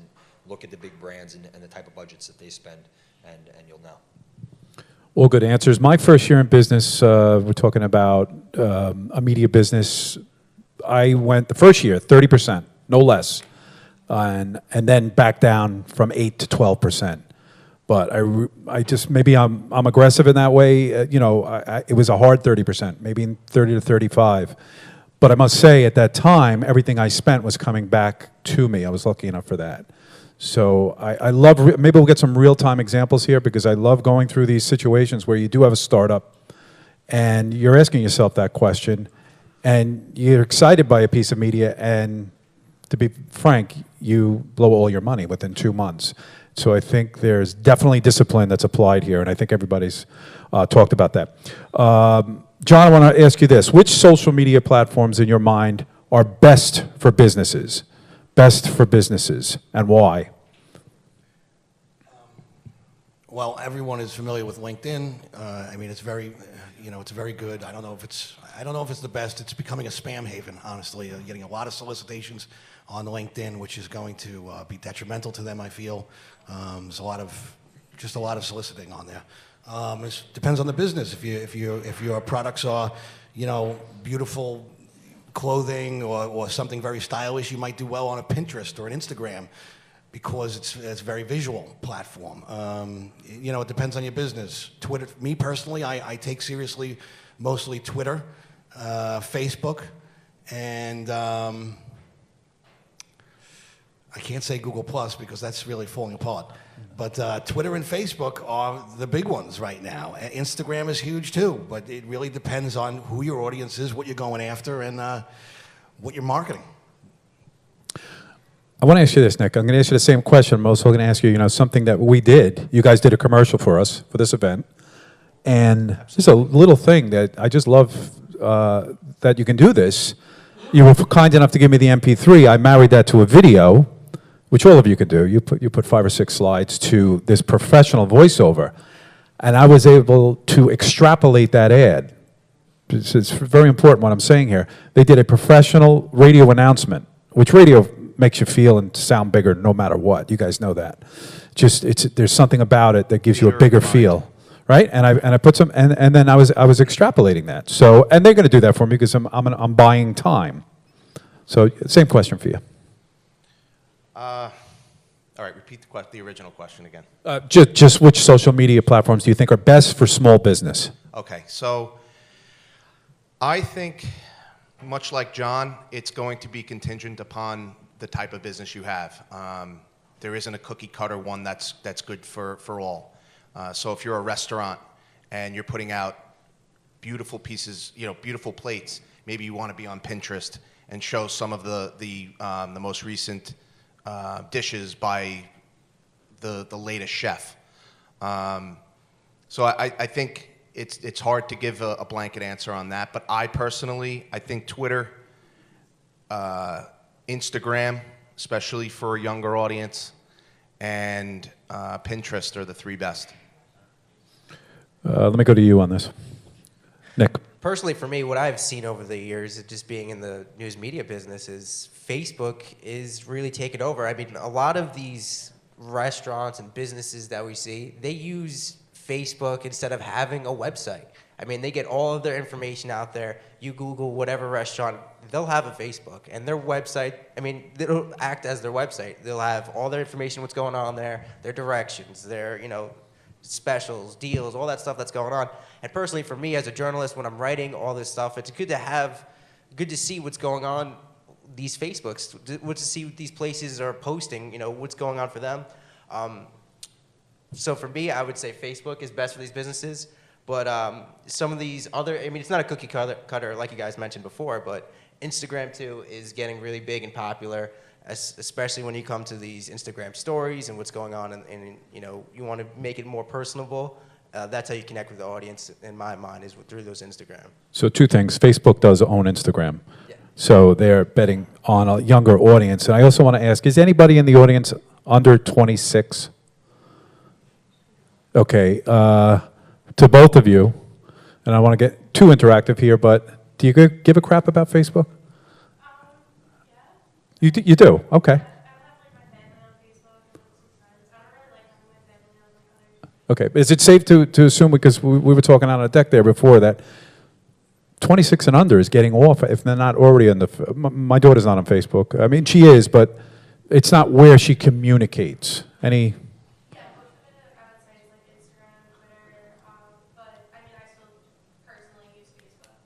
Right. So we get into a demographic, we get into an age group when we answer that question. I want to say that just this month I started using LinkedIn a lot more, and I like it for business. I like it a lot. It just seems that I'm getting the response business to business that I want. Much more so than Facebook. So it feels like Facebook too, and I think that's intentional. Guys, anything to say about that? Either of you? Yep. I think you have to have a different message depending on the platform. You have to have a different, the context has to be different. Everybody uses the platform differently. You know, people are on Facebook for a certain reason, people are on Instagram for a certain reason, people are on LinkedIn for a different reason. So you can't use the same advertisement across the board. But at the end of the day, really it is the message. So the message has to marry up to the context of the platform. So it could be all platforms is the answer, really. If it's B2B, really more so larger businesses, not necessarily a small business. LinkedIn certainly could be the answer, but you also have to remember that we're all consumers, right? So businesses are made of consumers, they're made up of individuals, so you don't necessarily have to advertise to the business, you have to advertise to the individual and know your audience and what their pain points are and what their interests might be. And I'll give you an example. So you would think maybe LinkedIn, maybe you're a software company and you're trying to sell your software to particular industries. You would think LinkedIn might be the answer. And certainly I would have a message and a particular type of advertisement for LinkedIn that's targeted to the chief technology officer, and that would be specific to them. But I would also run a Facebook campaign to the employees of particular businesses, branding that type of information, how it would help those individual employees be better at their job, so that they are aware and they are bringing knowledge to the table, and they're telling John from IT about this software, and John also sees this advertisement on LinkedIn. So you could use all platforms for B2B. You just have to be more thoughtful with the contextual messaging. Would you guys want to chime in on that? Please, sir. Okay, sir. I think one of the important things too is when you're any social media channel that you are focusing on, make sure you encourage people to come follow you. So in your place of business or on your receipts or on your invoices, or be sure to follow us and give them the reason to, give them the carrot. And that's how you build true followers. Do not purchase followers. We know. We can tell. Because there's tracking systems, and you can see when people, oh my God, they just added 30,000 followers overnight. Earn it, and that's more true and brings more value and more interaction and believability to your business. I think Kevin makes a great point when he says that each platform has to have its own message. It's a lot of work. That is really what it comes down to. There's, unfortunately, for any of us, there's no magic bullet. You're not going to be able to say, oh, you know what, I'm going to use Instagram, that's the best, everybody loves it, and I'm done. It's a lot of work and a lot of time, but if you put it in, and you work with each message on each platform, you're going to get results from it, but it is a lot of time and planning. The more options we have, the fewer hours of sleep we're all going to get. I want to just grab this brick, what I call a brick. You hear this thing? That's 276 pages. Now, who says print is dead, right? Take this for example. Guys, how do you do it? 276 pages in 2018. Remember that lack of sleep I was just talking about? No, I mean, and Steve will speak, to this too. I'll be very quick about it, but it really is a matter of being important, going back to being important in your local community and giving the readers and the advertisers a place where they both want to come together. I mean, for 60 years, we have built the business. I mean, not Steve and I, we're not a day over 30. Exactly. Yeah, we raised our hands when Kevin asked before. Exactly. I'm not on that Facebook thing. But we do that, and we make these special issues, that we have our July 4th issue there. That truly is as big as we can print. We couldn't go bigger than that. They had to order special staples at the printer to put that book together. But it is a matter of getting out there early, selling it, and giving value to the reader and to the advertiser year after year, and again, it's speaking to the local community. Catherine, A you're. lot of it has to do, for all of us who do any print, with the fact that there's a certain trust that's Catherine, go a little closer to the mic, just like this, about an inch away. Okay.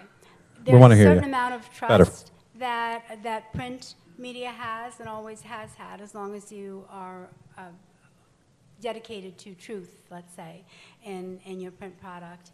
And I think that it also has more reliability as far as response, because 70% of the people, the figures that I had from editor and publisher, were that 70% of print readers, particularly newspapers and magazines, felt that there was a level of reliability there, that they could trust in, that they would respond to the ads, that they thought that they would be honest, truth in advertising, as opposed to what you might see as pop-ups and so forth online. And the fact that we have such a long history is certainly working for us, but you always have to keep reinventing yourself all the time. You need to be looking for new ways to attract the readers, to engage them. And I think that we certainly are not at that many pages per week, but when you consider the amount of papers that we print and the number of pages in them, it really boils down to the dedication and also being fortunate enough to be in the market that we're at. That has a lot to do with it. If you, in different markets, it wouldn't be that way at all. So we're blessed in that way, that we have the trust of the public and the markets that we serve, because it's very different from many other print publications. And so we build on that. Well, it's essentially a newspaper. You guys are a newspaper. You know, almost a dying breed, to be honest, right? So, again, congratulations. Kev, back to you for a second on digital coupons. So we talk about the Groupons of the world, right? What's the competitor to Groupon? The big one. Living Social. So this demand type of advertising, but it's not really advertising because you don't really have any expense. For those of you in business, you might be a candidate for this, but you can create your own type of scenario in this regard, right? You can create a situation where this digital, or it could be in all Island Media papers, but it's a way to get numbers in, and it might be unprofitable at first, but it might make up for volume. I know Dan wants to talk about this too, but can you do something like that, where you're actually throwing out a deal advertising, to get new customers to some of the small businesses here? Yeah, that's something more along the scope of All Island Media and what they do with their multimedia solution. Jerry's doing over with the giving out coupons, giving out gift certificates. Yep. Same similar concept as Groupon or Living Social. We don't do it on the digital end, but I mean, you can leverage social media to a similar capacity. It's going to be more outlay, so you don't, you're giving away a gift certificate in that scenario. You're giving away X amount of dollars, and they're purchasing it at a lower dollar rate. So there is a cost. You don't have that cost until you have that acquisition. Right. So that's the benefit, but you may have a higher cost for that acquisition. So it really depends on what that offer is, and if you could do something more effective on a different platform or through another strategy that has a lower cost for acquisition, that might be the better answer. But yes, do we have a solution for something like that? We do. Should you try it? You might. And could you do something perhaps better?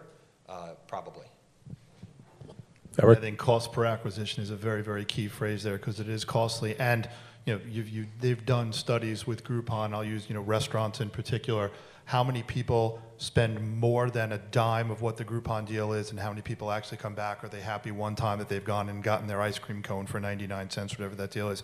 So to be very careful about that, and also be concerned about the message that it sends. It is great to acquire it, but you want to make sure that you're not. Groupon, there is a danger there of looking desperate on one thing, depending on the type of thing you're doing. Oh, are they not getting business? Why? If it's a new business, that's a different story. But again, there are other ways to make yourselves available, put yourselves out there, and to get people in. I think you have to be very careful with it. If all you get are customers responding to your lost leaders, you've not gained anything, except maybe some minimal branding.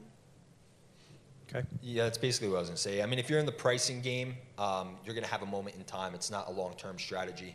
You look at the Kmarts of the world and how Walmart swept them over, and you look at other advertisers that go with a pricing strategy, and it's not long-lived. I can talk for 2 hours. I know everybody here can do this for 2 more hours. I'm going to be respectful to end at 11:30, so I'm going to open this up for questions on the floor. Again, if you don't want to answer, ask a question, give it to me, I'll read it. And if I can have a volunteer pass this mic around, Jen, Barbara, would you be so kind? If you have a question, raise your hand. And you can point it to any one of the panelists.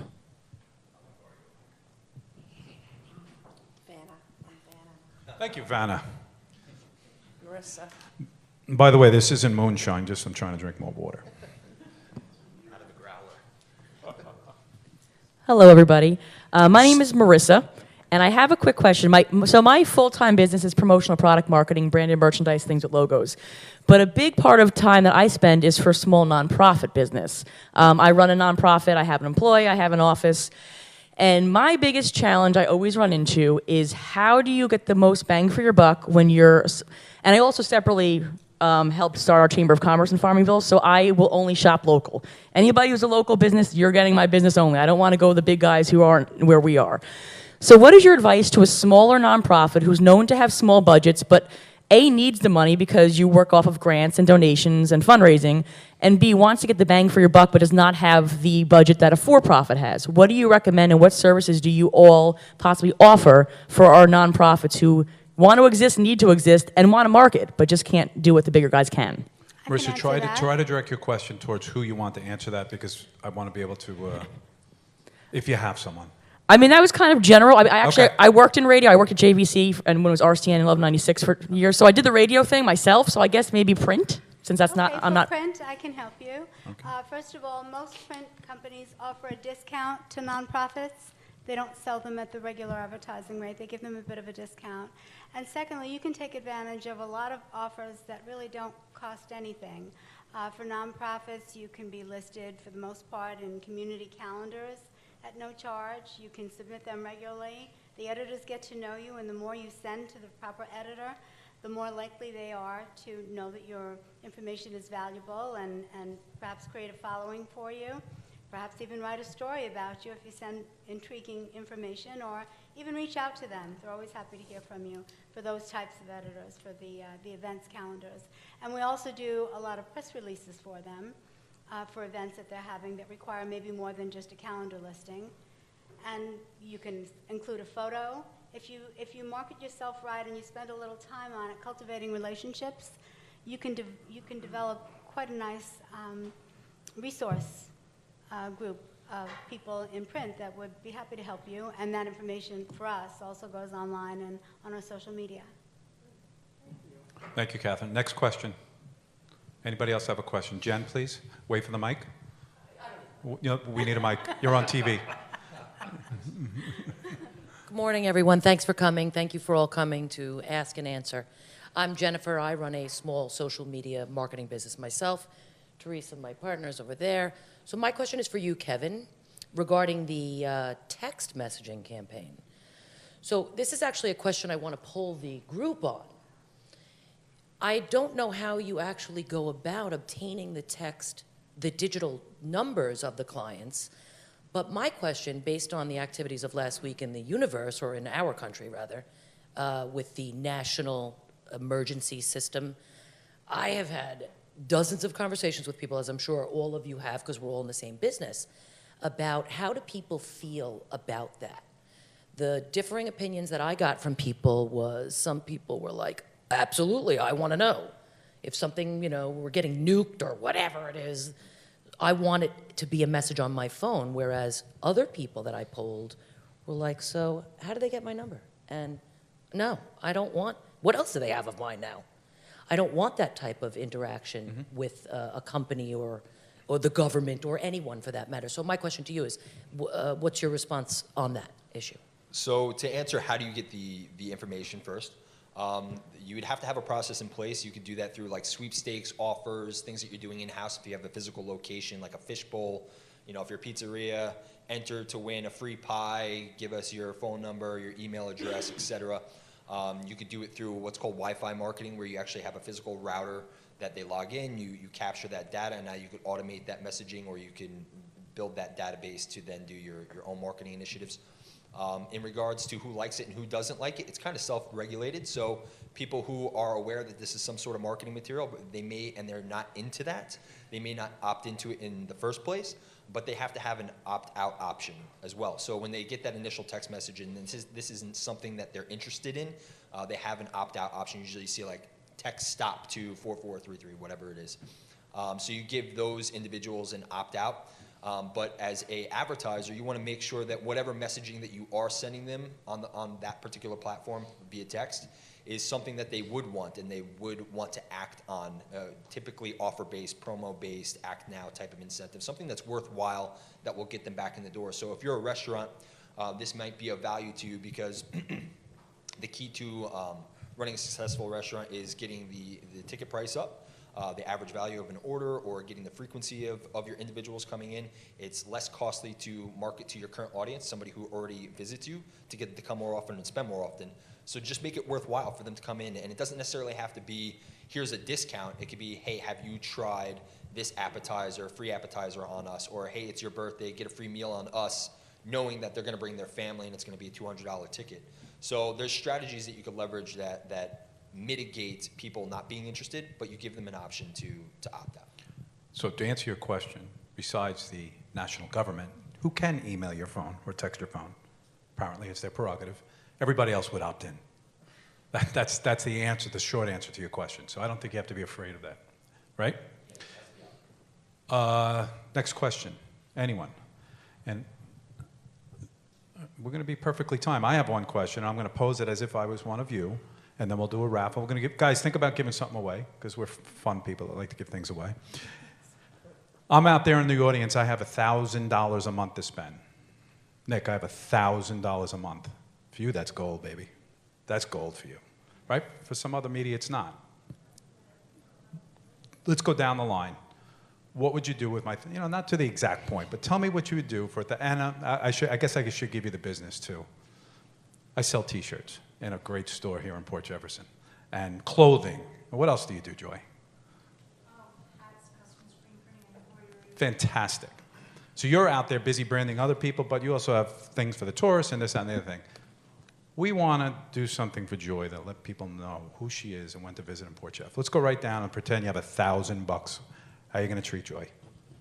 See, I'm going to ruin this already, because I truly wouldn't answer the question because I don't know anything about Joy's business. I don't.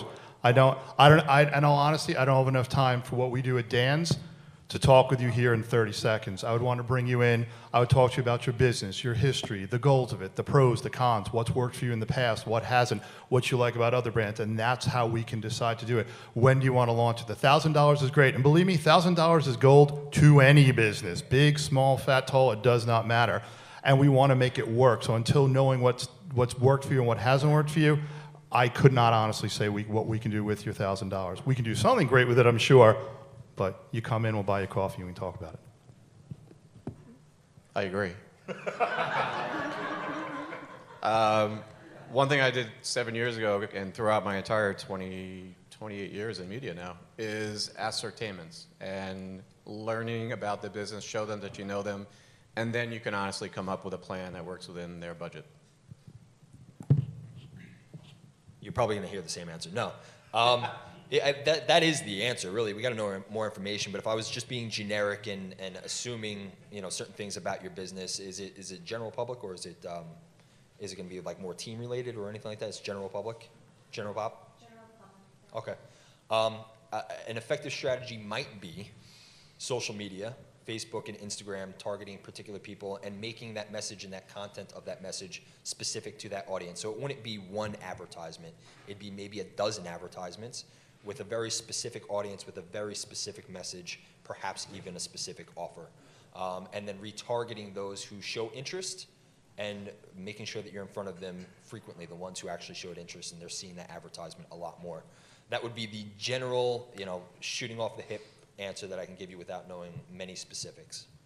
Yeah, just to, say what everyone else is saying, not knowing too much about your business, but, we have a bunch of different advertisers on our sites, and we deal in local businesses. So we have a multitude of different types of advertisements, and we could show you what has worked in other businesses that have similars to yours. You know, through our social media, you know, marketing, some of our paid sponsorship articles that we write, and even some of our, you know, high engaged videos that we do. We do like these fun kind of like HGTV kind of style videos that get people going. They're great to share on Instagram. They're great to share on your Facebook pages. And, you know, they're shared throughout our local websites and our social medias that are filled with people that they love to shop local and love what's going on in the local area. Tough with radio. Tough with radio. I'm not looking for Tough exact with answer, radio. guys, but it's tough. But I have to agree with Eric, Steve, Kevin, and Nick so far with you have to sit down with whatever rep from whatever type of media that you're looking to do and really let them dive deep into your business and what your goals are and what you've done, what may have worked, what doesn't work. You know, I know we have screen print companies that work with our radio group, and they're very successful. So I could easily say, oh, yeah, just pick one of our stations. It's worked with them. But in order to do this right for you, I'd have to do my due diligence, come in, you know, even something down to maybe we want to incorporate the amphitheater. And you bring, if you have some portable equipment that you could bring to these concerts, we could put together, you know, a booth at the shows where you could include that as part of your overall marketing package for the year, where you're selling T-shirts and hats and other types of stuff that you could literally put together on the spot at those shows. So I can say that probably everyone agrees with the same sentiment that you have to sit down with a rep. Thank you, Nick. Catherine? Well, that's very true. I do know Joy's business because I'm from the area and I shop at her store. And so what I would put together for her is a multimedia package, and it could include one of our, let's say, a front page banner on the paper, perhaps during a high traffic time for the Port Jefferson area during the Taste of Port Jeff, or the Dickens Festival, or the Dragon Festival, or I could roll into that a table at one of our retail events, which would also be live streamed, and that would be on all our social media platforms. Thank you, Catherine. John? $1,000 a month. I'd love to tell you to spend it on LongIsland.com, but I can't do that. Why can't you? Morals. No. We got to recognize that Google and Facebook are taking in the largest amount of ad dollars in the world. You're probably going to want to use it in one of those two places. I probably would want to tie it down to an exact sale of some kind, use Google's or Facebook's conversion tracking. You know, there's a lot of tools out there where you could, you know, really track the sale. Like, in other words, you know if it took place. So use conversion tracking and use either Google or Facebook. That would be my honest answer. They're taking in almost every ad dollar there is.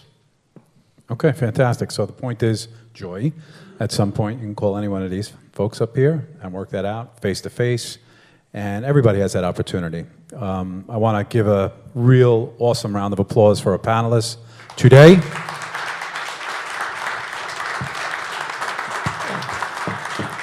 Our sound people, you guys for being here too. Round of applause, a video, it was really great.